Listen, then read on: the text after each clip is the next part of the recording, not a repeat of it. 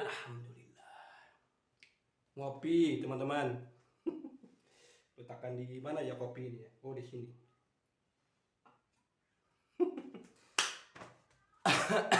Batuk-batuk. Apa kabar? Sahabat sekalian, semoga sehat walafiat ya. Tetap semangat, tetap bahagia ya. Di pagi yang cerah. Bukan pagi ya, ini sudah agak siangan ya, pagi menjelang siang mungkin lebih tepatnya. Jadi tadi ya, aku teringat ya, suatu hari ya, ini suatu hari, bukan pada hari. Suatu hari ada sebuah komentar di di bawah postingan aku ya. Pada intinya komentar itu semacam apa ya, kayak permintaan gitu ya.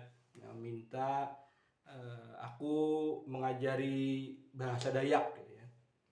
Jadi saat itu aku bertanya-tanya, Dayak ya, bertanya-tanya ya.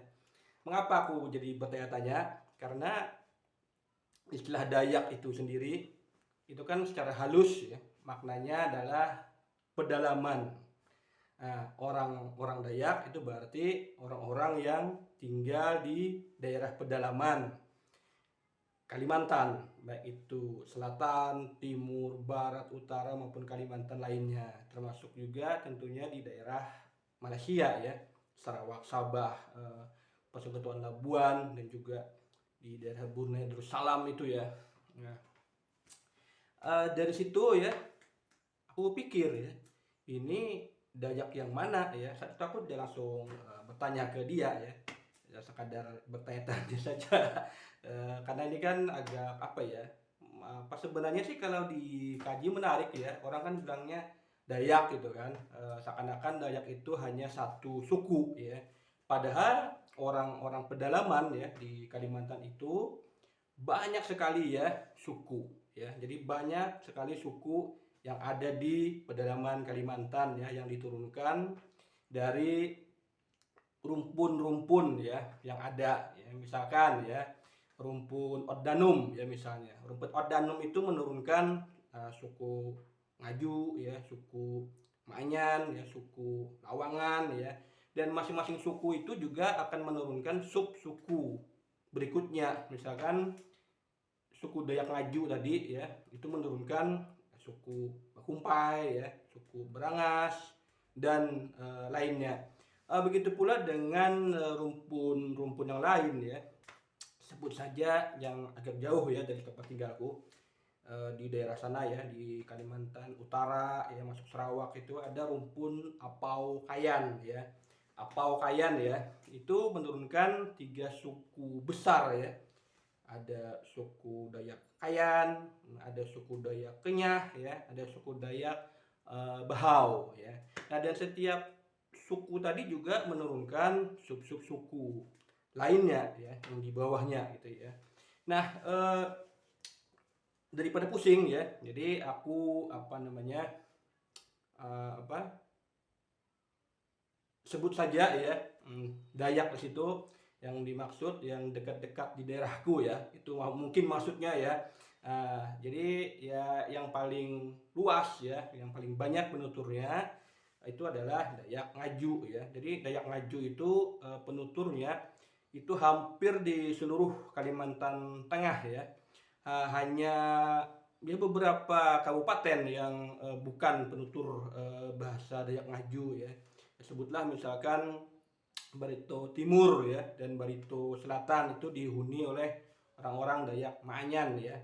Nah, pertanyaannya adalah ya, pertanyaan yang terkait dengan belajar bahasa Dayak ini. Apakah belajar bahasa Dayak itu mudah? Nah, ini pertanyaan yang menarik ya. Mudah atau sulit ya? Dengan kata lain seperti itu. Nah, kalau dilihat ya, bahasa Dayak itu berbeda ya jika dibandingkan dengan bahasa Jawa modern ya. Ini aku bandingkan dengan bahasa Jawa modern ya. yang ada tingkatan-tingkatannya kan. Nah, dalam bahasa Jawa modern itu kan setidaknya ya yang terkenal itu kan ada 3 tingkatan kan. Ada Jawa Ngoko ya kan, ada Jawa Krama Madya ya kan, terus ada Jawa Krama Inggil. Nah, sebagai contoh misalkan ada kata aku ya itu kan Jawa Ngoko ya. Kalau Jawa Krama Madya ya, tengah ya Madya itu kan kulo ya, kulo ya. Kalau yang Jawa Krama Inggilnya itu kan dalam ya. Nah, itu kan kosakatanya jauh berbeda ya. Yang satu aku, kemudian kulo ya, naik lagi jadi dalam. Nah, di dalam bahasa Ngaju ya tidak mengenal ya yang namanya stratifikasi atau strata ya seperti itu ya.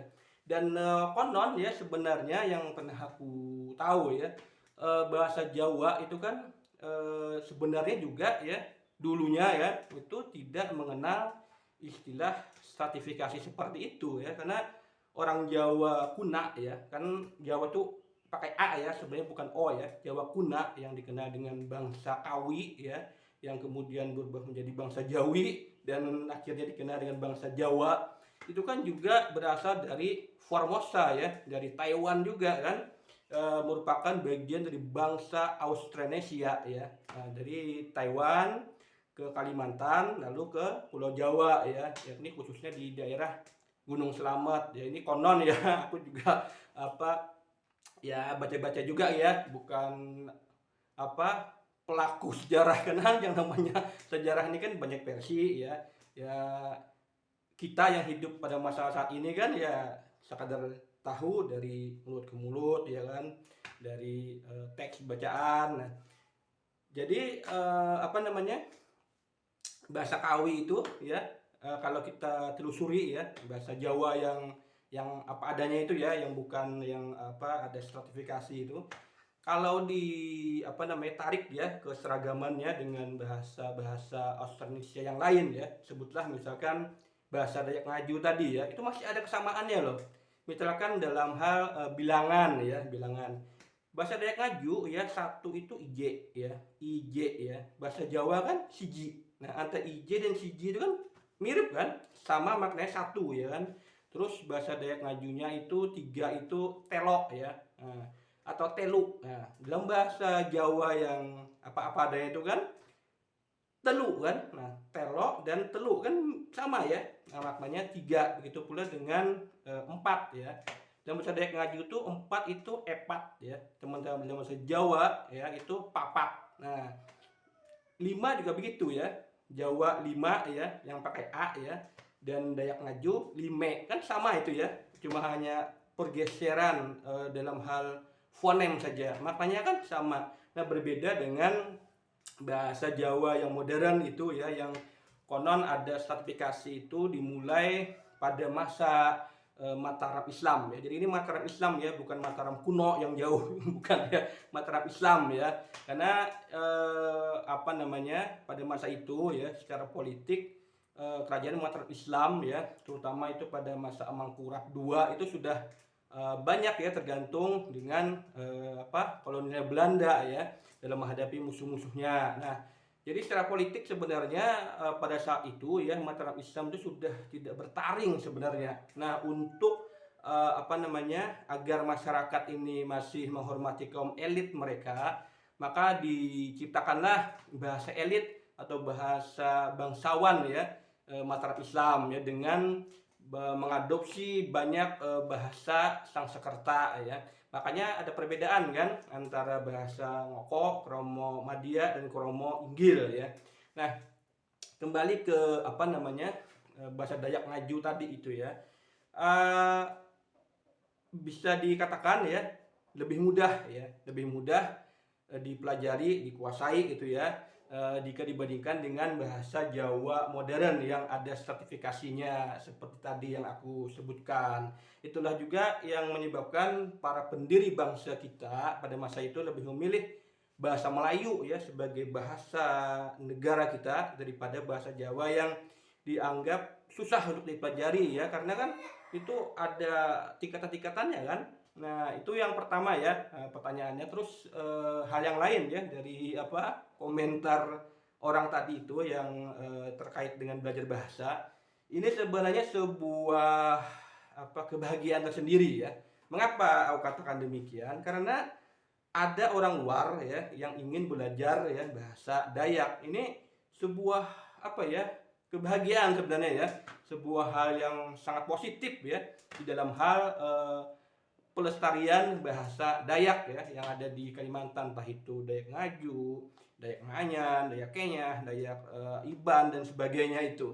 Nah, tentunya terlepas dari motifnya apa ya, entah itu motif yang ini atau itu, tapi memang ya yang aku tahu ya orang-orang luar sana khususnya para cowok ya, para cowok yang di luar Kalimantan itu eh, banyak ya yang tertarik dengan kecantikan gadis Dayak. Memang gadis-gadis di Kalimantan ini terkenal dengan kecantikan ya, putih, bersih ya, ya sangat menarik lah ya. Nah, tapi terlepas dari motif seperti itu ya, seseorang yang di luar sana ya, di luar Kalimantan yang ingin belajar bahasa Dayak ini ada sebuah kebahagiaan tersendiri ya di dalam hal pelestarian bahasa daerah yang ada di Kalimantan. Nah, itu aja ya ingatan aku tentang komentar ya. Jadi suatu hari ada komentar yang demikian ya.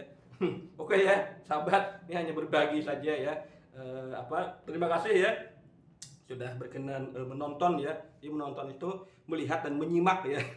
Jadi double. Oke, terima kasih. Tetap semangat, tetap bahagia.